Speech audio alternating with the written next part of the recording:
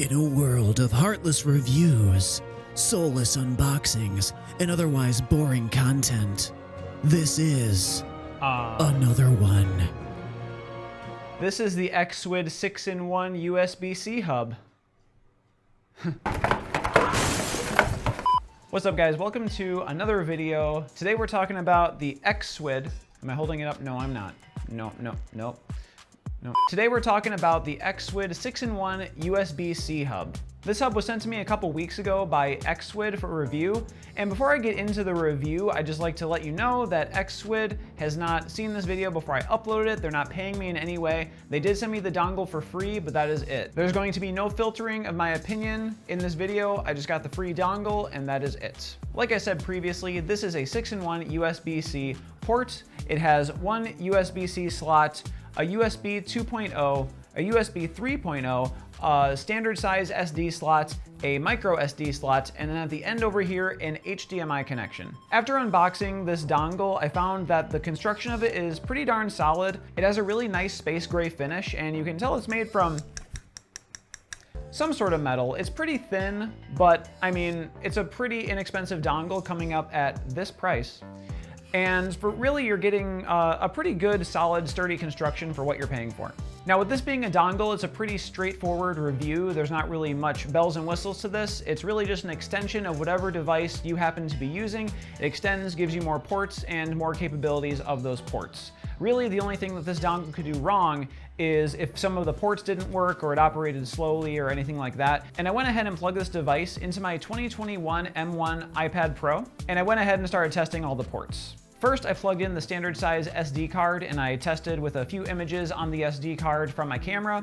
I plugged in the SD card just to see if it popped up in the Explorer and if I could navigate the files and find the photo. Everything seemed to operate pretty darn smoothly and there were really no hiccups at all. Same goes for the micro SD slot. I went ahead and switched out my standard SD for my micro SD and it was pretty much the same results. There was no hiccups, it was pretty fast.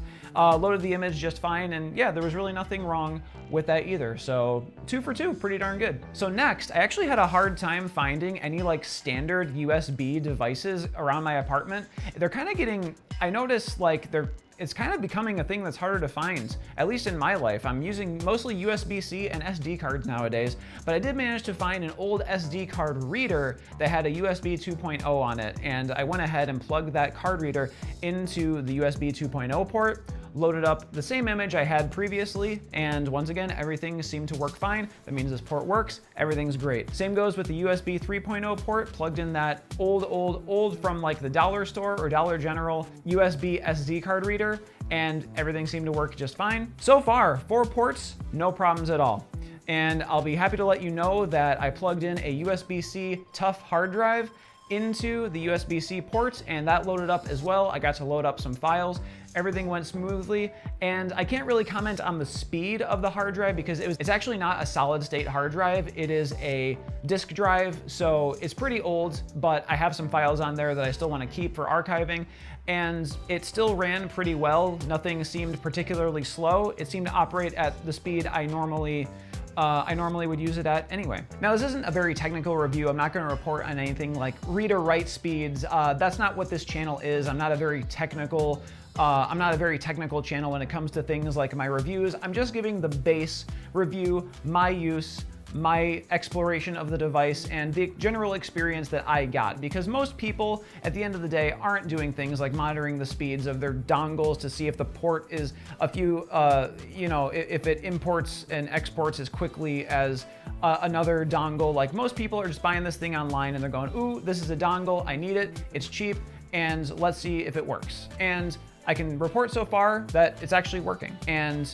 now for a sort of confusing part of this review, we finally reviewed the HDMI ports. And when it came to the HDMI port, I did have quite a few hiccups, but it may not be what it seems. So let me talk about it. So to test the HDMI port, I actually just plugged in the HDMI from the back of my monitor behind me into the HDMI of this dongle into my iPad. From that point, I looked ahead to my monitor to see if there were any hiccups, and much to my surprise, instead of hiccups or any weirdness, I just saw nothing. There was no signal. There was absolutely nothing coming from the iPad into the monitor. And I thought that was pretty weird because I mean, HDMI should be relatively easy when it comes to a dongle like this. I mean, it's just literally an extension, USB-C, HDMI, it should work. I tried several times plugging it in and unplugging it and nothing seemed to work. My monitor just kept saying no signal. But the funny thing was, I even plugged in one of my Apple approved HDMI dongles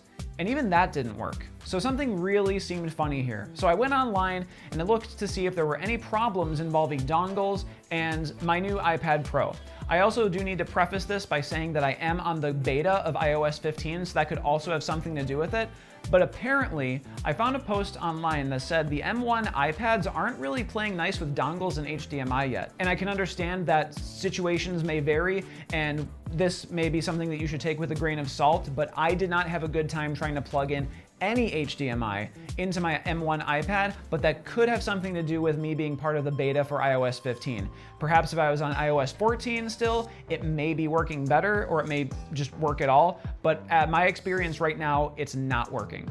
So that being said, that does not necessarily mean that the HDMI from this dongle isn't working. And to test that, I actually brought out my girlfriend's M1 MacBook Air, and I tried plugging this in to the monitor with the MacBook Air, and lo and behold, that actually worked. I tried unplugging it and plugging it in a few times, and the monitor seemed to carry over, the mouse worked, everything was just fine. The screen resized correctly, and everything seemed all right. I unplugged it a couple times as well and replugged it in just to make sure that there were no connection issues and the build wasn't affecting the signal transferring into, you know, like maybe there was like a loose port or something, but that didn't seem to be the case. I tried unplugging it and plugging it in several times to try to mess it up, you know?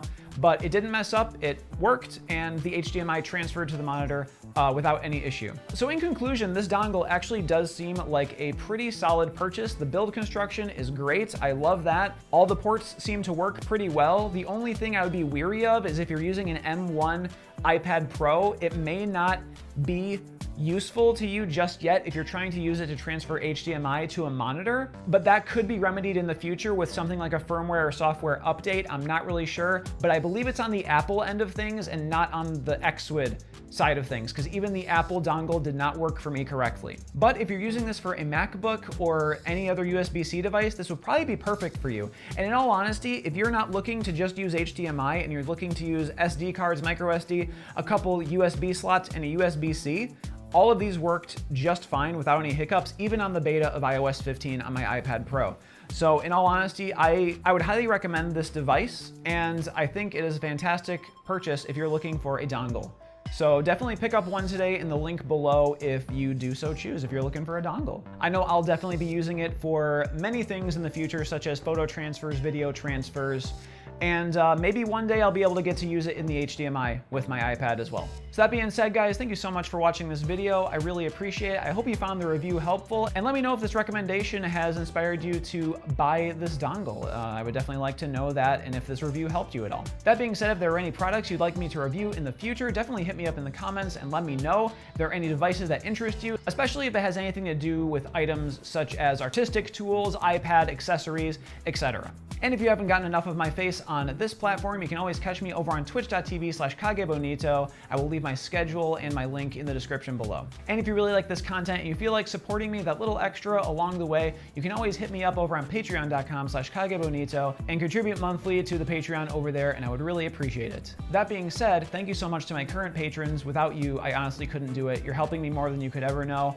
and it really means a lot to me, and it's helping me out a ton. And if you're looking to get any artwork made for you, I have my commissions currently open, and I will leave a link below in the description as well. So you can hit me up through my website and email me, message me, whatever you need to do if you need any commissions done. But all right, thank you guys so much for watching. I really appreciate it, and I will see you in the next one. Peace.